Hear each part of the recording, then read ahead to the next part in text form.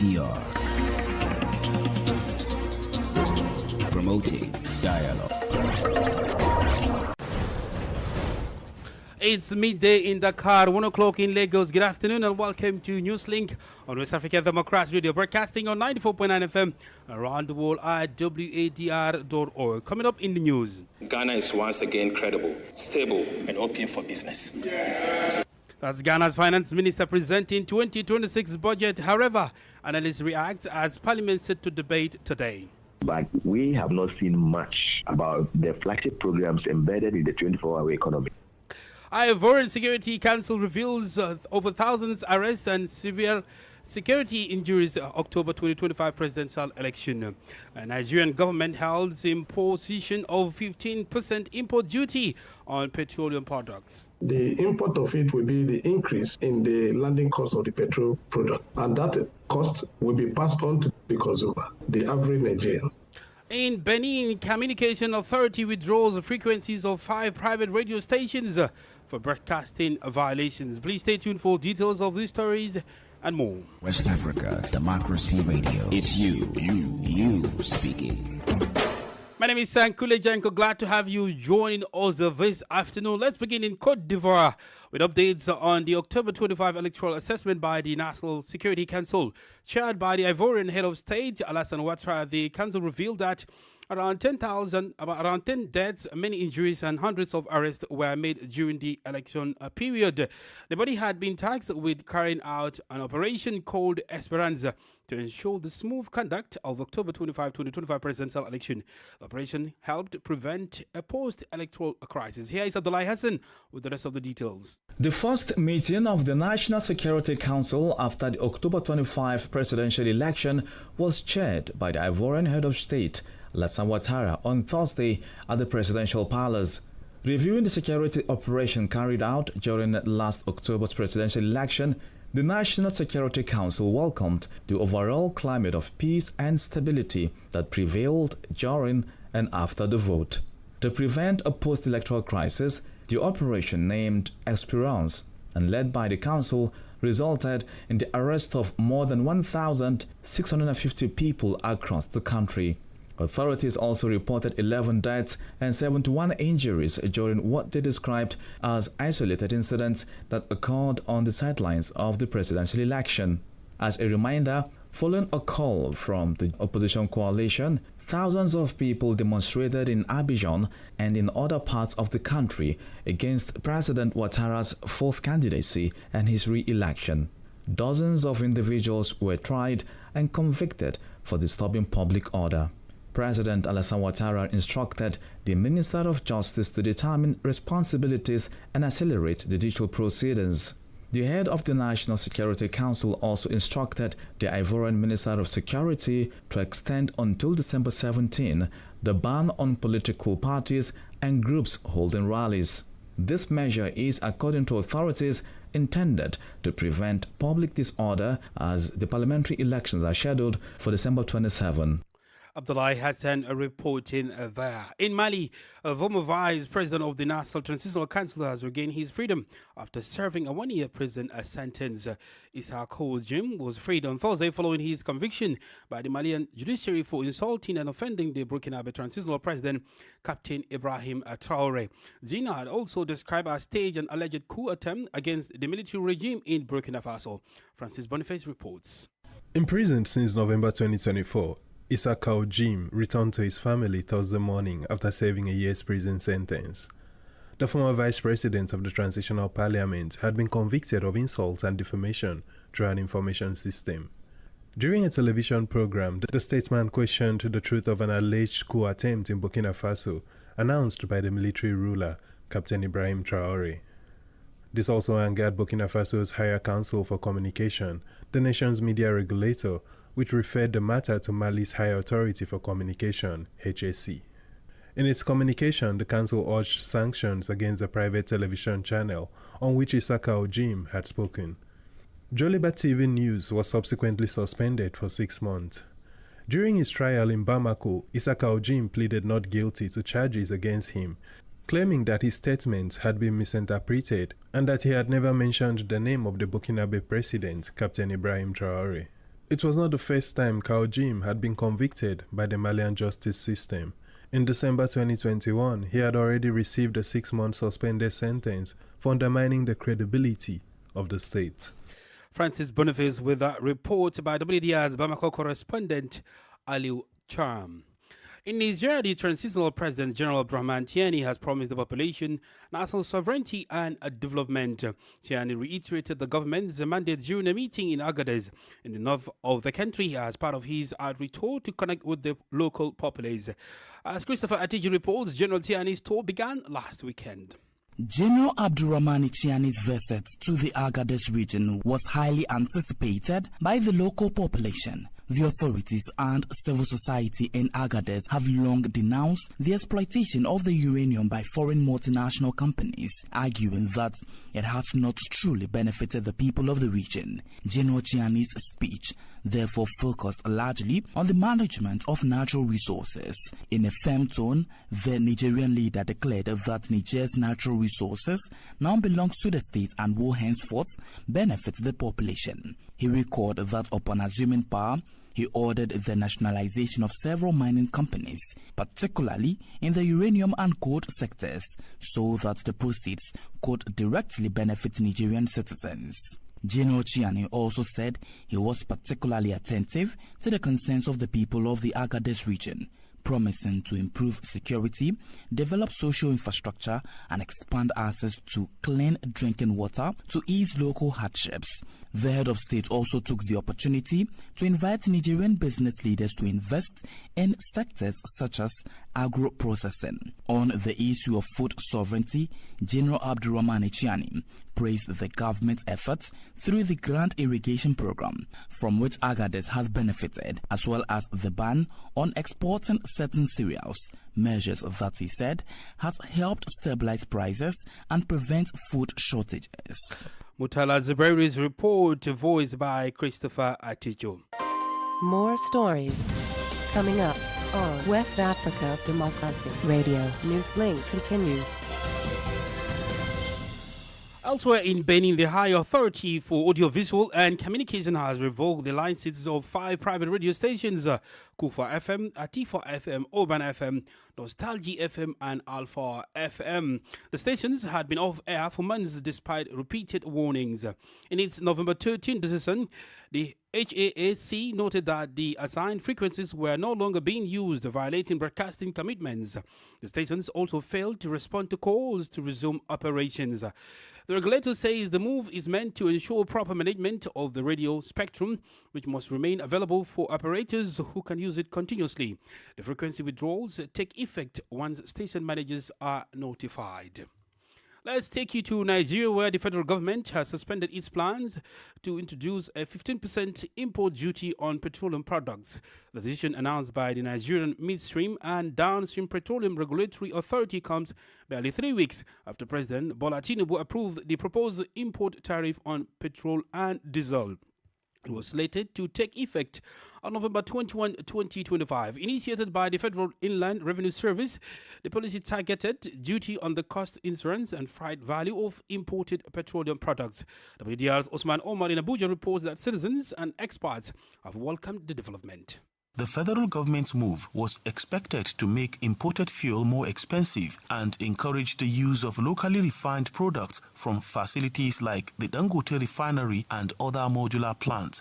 Experts had, however, warned that such a duty could drive up the pump price by as much as 150 naira or $10 per litre, worsening inflation and transportation costs for Nigerians. Economist Femi Onakaren says the government reversal reflects caution against potential inflationary pressure and public backlash. If it has not been reversed, the import of it will be the increase in the landing cost of the petrol product, and that cost will be passed on to the consumer, the average Nigerians. So we might be expecting to have a slight increase in the pump price across the nation. So marketer will likely pass the additional cost to the consumer. That's the natural thing they will do, leading to high pump prices. And this could worsen inflationary measures and pressures, especially in transport and good distributions. In a statement on Thursday, the Nigerian Midstream and Downstream Petroleum Regulatory Authority clarified that the government is no longer considering implementing the planned duty. The authority urged citizens to avoid panic buying or hoarding, insisting that there is sufficient fuel supply to meet national energy demand during this peak period. While Nigeria is a major crude exporter, it still imports approximately 60 to 67% of its daily petrol needs, with the state-owned Nigerian National Petroleum Company Limited the primary importer. According to government data, Nigeria imported about 15.01 billion litres of petrol between August 2024 and early October 2025. For Newslink on West Africa Democracy Radio, Usman Umar reporting from Abuja. Meanwhile, Ghana's finance minister says the nation's economy is back, strong, credible, and open for business. Dr. Kasil Atofosin made the statement during the 2026 budget presentation in Parliament on Thursday. In his presentation, he stated that Ghana has regained economic stability and renewed investor confidence. The minister emphasized that Ghana's economic turnaround within 10 months of the Mahama administration reflects the resilience of the Ghanaian people and the government's decisive leadership. From Accra, Nadi Ditete reports. In presenting the 2026 budget statement and economic policy, Finance Minister Dr. Kasil Atofosin said Ghana's economy, which was inherited in distress at the start of the Mahama administration with high debt, soaring inflation, and waning investor confidence, has now stabilized through bold reforms and fiscal discipline. He noted that at the onset, nearly 36.4% of tax revenue went into debt servicing, while the cedi had lost over 53% of its value. We have recorded a negative rate of debt accumulation from a positive 19.1% in 2024 to a negative 13.3% in 2025. Mr. Speaker, this turnaround reflects fiscal discipline, prudent borrowing, and stronger cedi, showing that Ghana's reforms are being measured and they are showing results. The minister further announced that Ghana is ready for business. Ghana is once again credible, stable, and open for business. Mr. Speaker, Government is projecting total expenditure of 302.5 billion cedis, representing a 12.4% increase over last year. The budget targets a deficit of 34.4 billion cedis, expected to be financed largely through domestic sources to ensure fiscal responsibility. Key priorities outlined include the creation of 800,000 new jobs, increased investment in education, agriculture and health, and continued efforts to strengthen tax mobilization through reforms and enhanced digital compliance systems. Dr. Atofosin also announced the abolition of the COVID-19 Health Recovery Levy introduced during the pandemic. The move, he said, will put an estimated 3.7 billion Ghana cedis back into the pockets of individuals and businesses in 2026 alone. For WADR, Nadidi Tete, Accra. Away from Ghana, President Adama Barrow has moved to end growing speculation over the possible return of former President Yahya Jammeh to the Gambia. Addressing party loyalists during his Meet the People tour, President Barrow said the former head of state can only return to the country when he approves. WDR's Banjul correspondent Sang Donald Mendy completes the story. President Adama Barrow's recent comment is his first public remark about Jammeh's long-desired return to the country since departing in 2017. Edged between presidential power and political dominance, Barrow's declaration is clear. The exiled former head of state, Jammeh, can only return when he approves of it.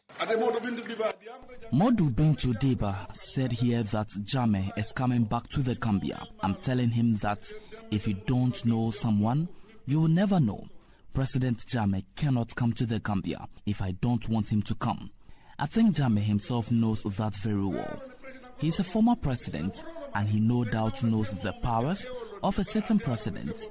In any case, the country is open and planes are flying every day. Let him come.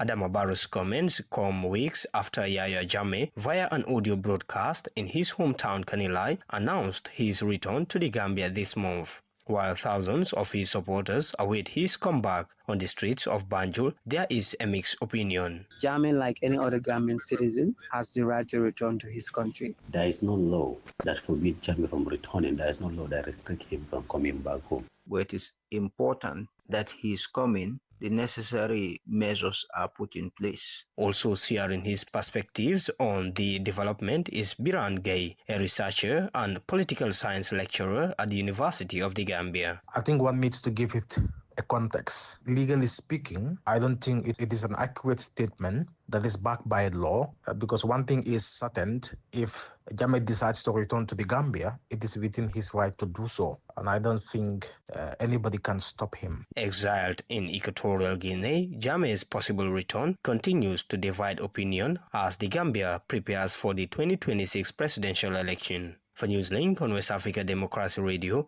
I am Sangdona Mendy, reporting from Banjul.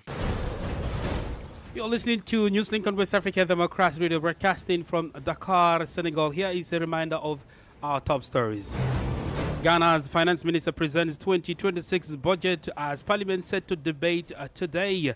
Ivory Security Council reveals over 1,000 arrests and several injuries during October 25 presidential election. Nigerian government holds importation of a 15% import duty on petroleum products. In Benin, Communication Authority withdraws frequencies of 5 private radio stations for broadcast violations. Still ahead in the news, we have guest interview and sports news. Please stay with us. Fresh and breaking news all the time. Hear it first as the news breaks, only on West Africa Democracy Radio. Newslink continues. Traffic was disrupted in Liberia's capital, Monrovia, on Thursday due to a protest by people living with disabilities. Thursday's demonstration, which included children, effectively blocked key routes connecting the State House, the National Assembly, and the Central Business District. The protesters accused the director of the National Commission on Disabilities, Samuel Dean, of neglect and financial mismanagement. While Dean has denied any wrongdoing, the lower chamber of the Liberian legislature says it will investigate the matter. WDR's Abraham Parker has the rest of the details. The cause of the protest stems from accusations that the director misappropriated funds allocated to the National Commission on Disabilities for personal enrichment. Protesters from the disabled community claim that Sam Dean's actions directly and negatively impacted their daily lives. Thursday's protest is the third such demonstration since October, calling for the director's removal. We are tired with this feedback, but it requires the government to improve our lives through programs, through empowerment. Moreover, the group has understood it is only challenge people benefiting from that place. And the blind and the deaf, we are the most vulnerable people, and we need help. Sam Dean, who was chased from the protest location, denied any wrongdoing. The National Commission on Disabilities remains committed to transparency, equity, and inclusive development. We will not be distracted by political theatrics, but deterred by smear campaigns. Representative Prince Ethos, chairman of the House Committee on Claims and Petitions, addressed the protesters. He assured that their concerns would be addressed. The document you present, all your cans, I will write the report, I will bring it before leadership either Monday or on Tuesday will appear on the floor because it's an important matter.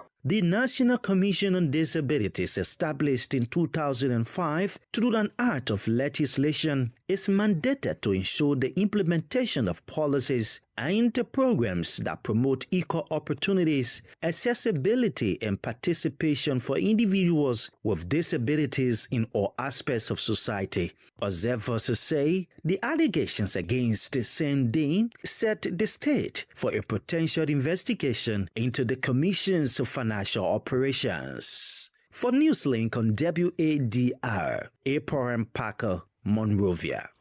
Here in Senegal, a new digital platform known as SAO Logistics has been launched to support Senegalese merchants. It aims to ease the work of Senegalese importers and other regional traders by allowing them to ship their goods with confidence from various African countries and beyond the continent.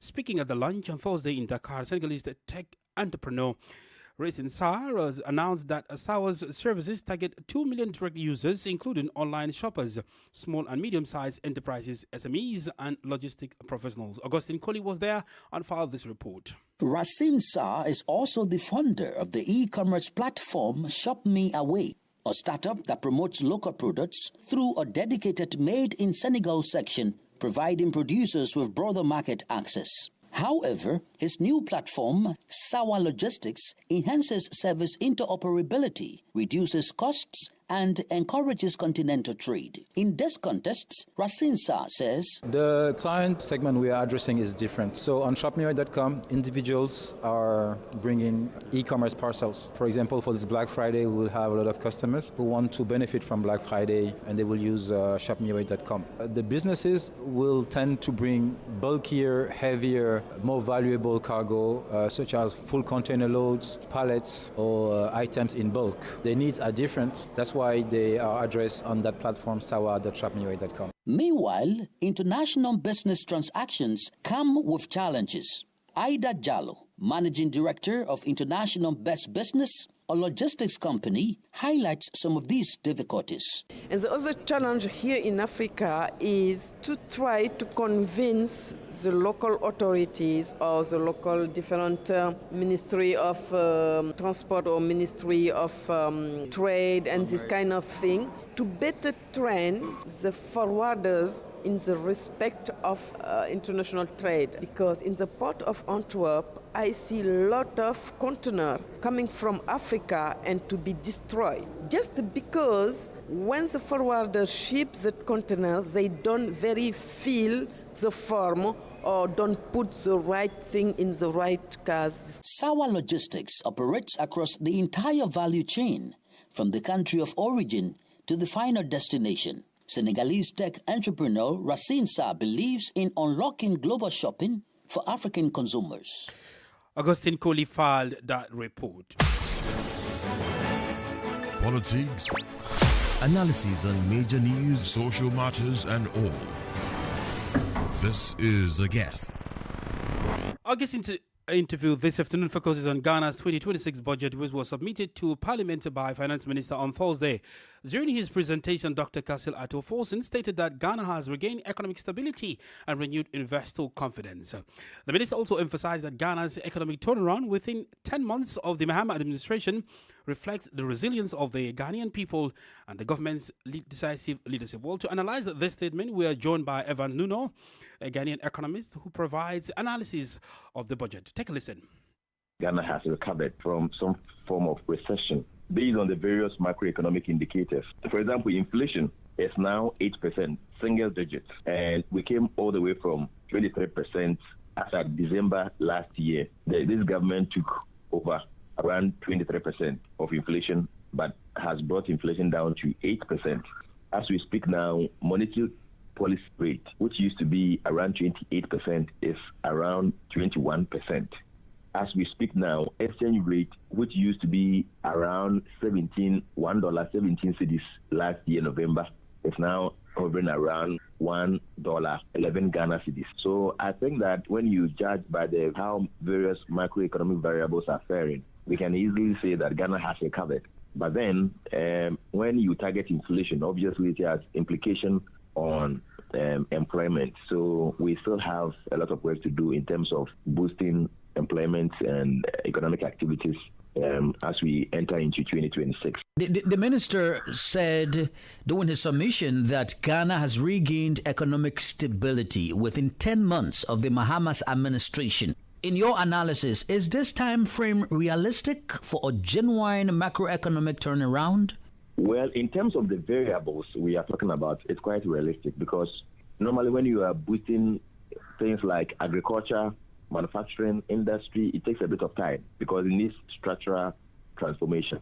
But when you are talking about things that border on fiscal policies, monetary policies, that border on discipline, I think that within 10 months, and all these things we are talking about, if you say that inflation has reduced drastically from 23% to 8%, reducing inflation would only have to do with reducing aggregate demand and probably the government curtailing its own expenditure. What's about industrialization?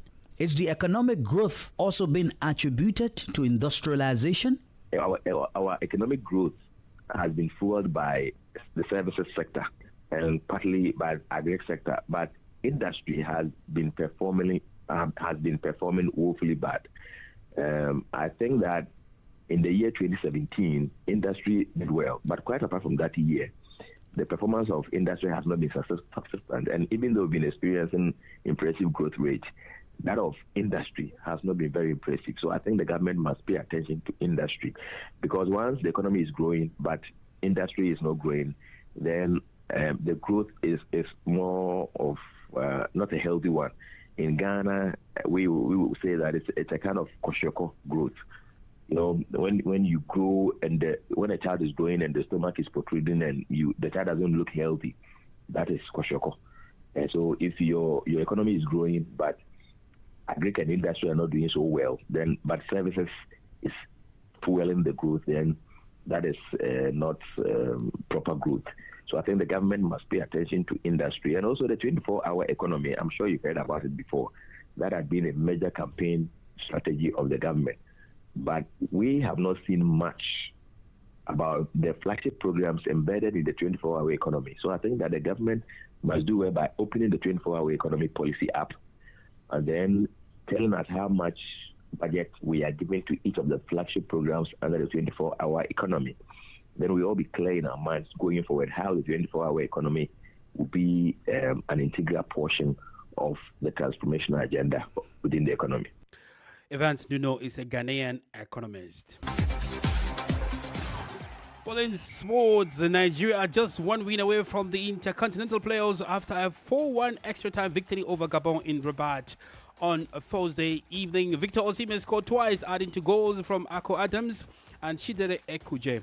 The Super Eagles powered through a tense semi-final.